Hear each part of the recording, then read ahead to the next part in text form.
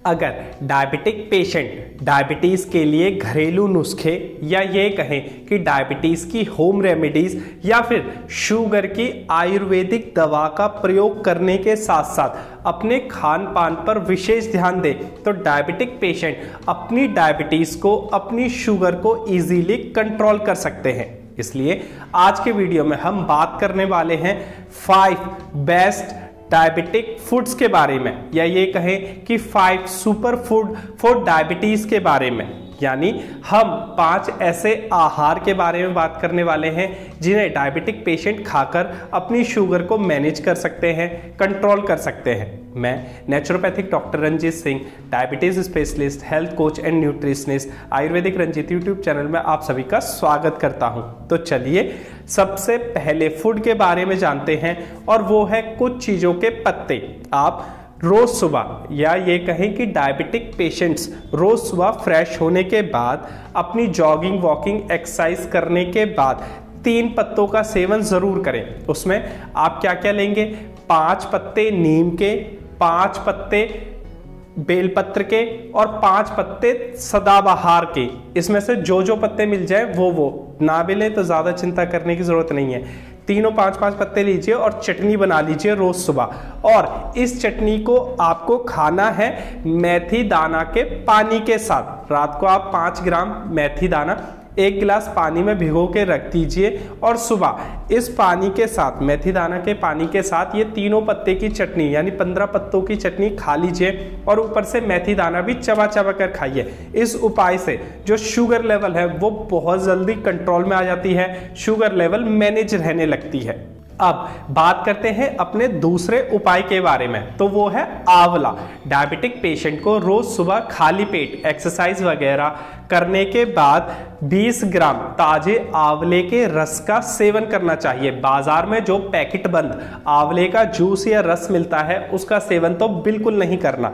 इसी में आप एक काम और कर सकते हैं कि 20 ग्राम ताजे आंवले का रस निकालिए और 20 ग्राम ताजे एलोवेरा का रस निकालिए, दोनों को मिक्स करके पीजिए। इससे भी डायबिटीज बहुत जल्दी कंट्रोल हो जाती है। आप एक उपाय और भी कर सकते हैं। अगर आप जूस ना पी सके तो सूखे आंवले बाजार से खरीद लाइए, पंसारी की दुकान से। इनका चूर्ण बनाकर रख लीजिए। फिर रोज सुबह खाली पेट 5 से 10 ग्राम आंवले का चूर्ण गुनगुने पानी से सेवन करना चाहिए डायबिटिक पेशेंट को। ऐसा करने से जो डायबिटिक पेशेंट की इम्यूनिटी पावर है वो बढ़ने लगेगी, जो कॉन्स्टिपेशन यानी पेट की समस्या है वो सॉल्व होने लगेगी, और शुगर भी कंट्रोल में रहने लगेगी।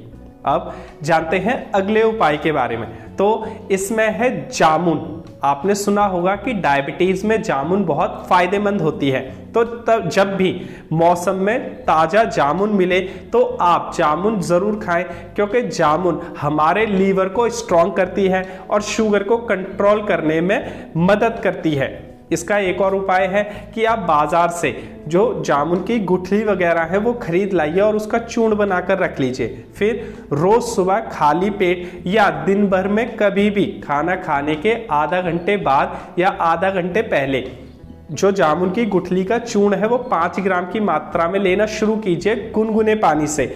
इससे भी शुगर पर बहुत अच्छा प्रभाव पड़ता है, शुगर ज़्यादा नहीं बढ़ती। अब हमारा जो अगला उपाय है वो है अलसी यानी फ्लैक्स सीड्स। इसे बहुत लोग तीसी भी बोलते हैं। तो आप तीसी खरीद कर ले आइए, अलसी खरीद कर ले आइए और उसे चूर्ण बनाकर किसी डब्बे में बंद करके रख लीजिए। डायबिटिक पेशेंट रोज सुबह खाली पेट 5 से 10 ग्राम अलसी के बीज का चूर्ण गुनगुने पानी से सेवन करें, या 5 से 10 ग्राम अलसी के बीज ऐसे ही चबा चबा कर खाएं। अलसी में बहुत अच्छी मात्रा में फाइबर होता है जो शुगर को कंट्रोल करने में मदद करता है। एक विशेष बात याद रखें कि ये सारे उपाय एक साथ नहीं करने। कहीं आप सारे उपाय एक साथ करने बैठ जाओ तो क्या क्या कर पाओगे। आपको करना क्या है कि इनमें से आप सेलेक्ट कीजिए कि आपको इजी कौन सा है, और 2 या 3 उपाय एक साथ कर सकते हैं। ये आपके लिए छूट है। अब आगे बढ़ते हैं और जानते हैं अपने आखिरी और 5th फूड के बारे में जो डायबिटीज को कंट्रोल कर सकता है, तो वो है करेला।